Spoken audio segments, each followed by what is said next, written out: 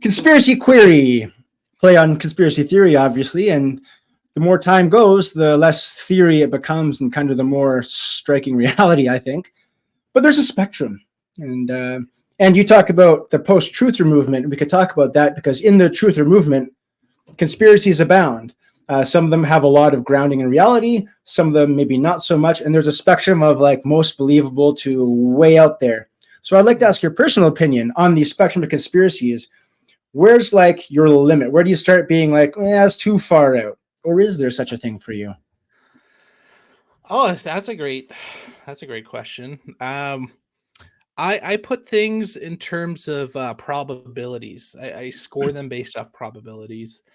And so for me, almost nothing is 100% certainty. And I think that's what makes my positions unique, is that, I don't think there's any sacred cows, and we should analyze everything with skepticism, our own religious views, things that we take for granted.